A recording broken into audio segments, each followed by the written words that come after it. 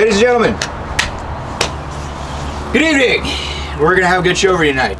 We're going to be talking about the Mercedes SL200. Not the SL200, but whatever this thing is. And we're going to be talking about cars, you know, what makes them run, what makes them not run. And also sledding. Lots of sledding.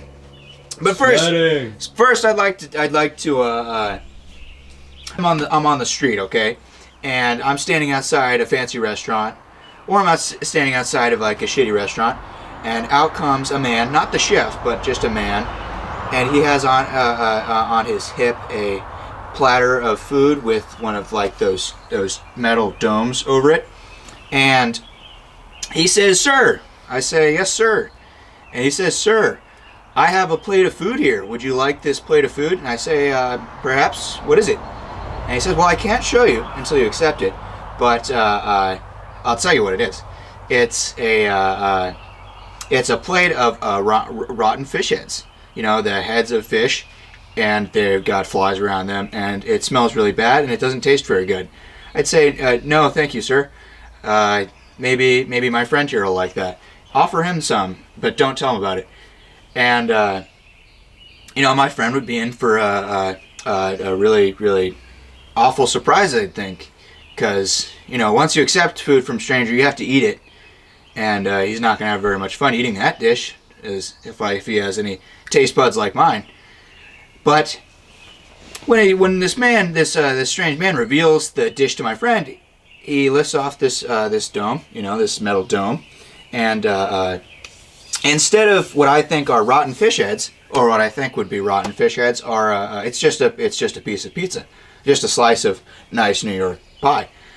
And I say, "What's the deal, strange sir?" And he says, "Well, you know, my definitions of rancid fish heads that don't taste very good may just be different than yours. You know, it's a dialect thing." So this is kind of what it's like with the DEA.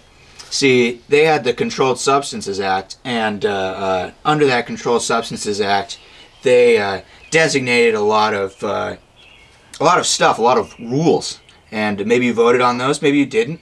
I don't know how this worked, but under that, they made some promises. They said we're going to schedule drugs based on whether they have accepted medical use, or they have a high potential for abuse. You know, and if they have both of those things, then or if they have the second one and none of the first one, then they will be under Schedule 1, like our good friend marijuana.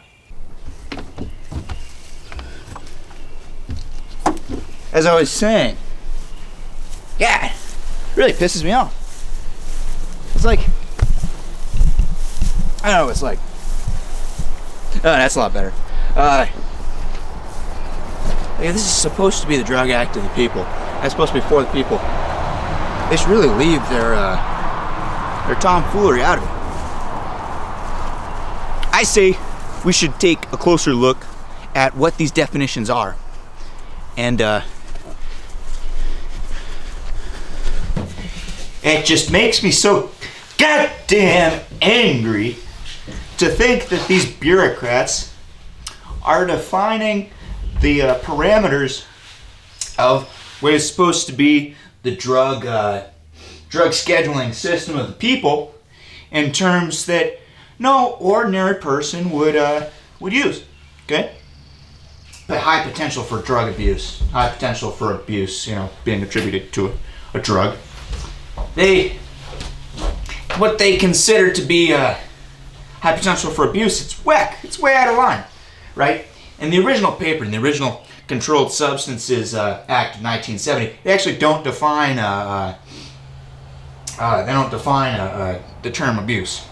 Only later, only when you get to the petitions and the responses to the petitions by the DEA, do they suddenly define what criteria they use to define abuse. So they say for a drug to have a high potential for abuse, what do they say? They say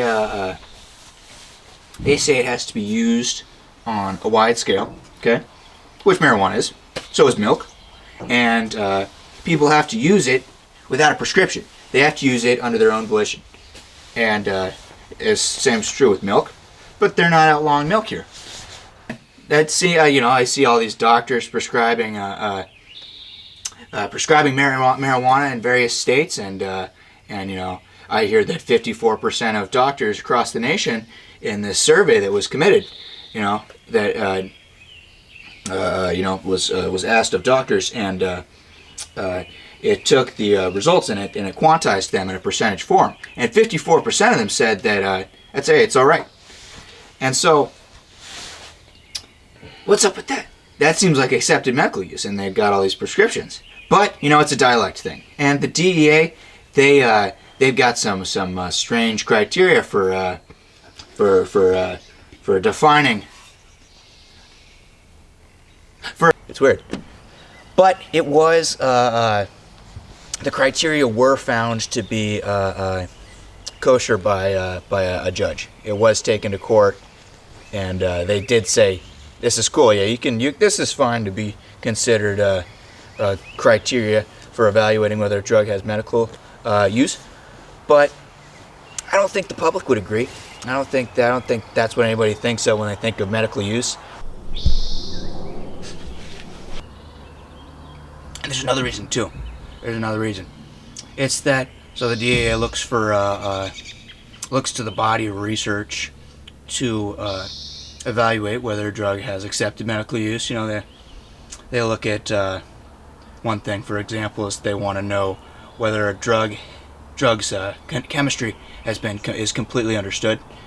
And there's some 60 compounds, even more. It varies really. Compounds in a cannabis plant. And part of the reason why we don't have this research is because the DEA has really tight restrictions on cannabis research, and so it creates kind of like a catch-22. And they go to the public. They look at these petitions saying, "Hey, reschedule cannabis. It's got medical use." They say, "Oh, you don't have enough research. You need more research." And then the researchers come to them and is like, "Hey, I want to do some research." And they're like, "No, you don't want to do research. Yeah, you can't do research." So, really, it's a catch-22 there. The law is they're choking the research.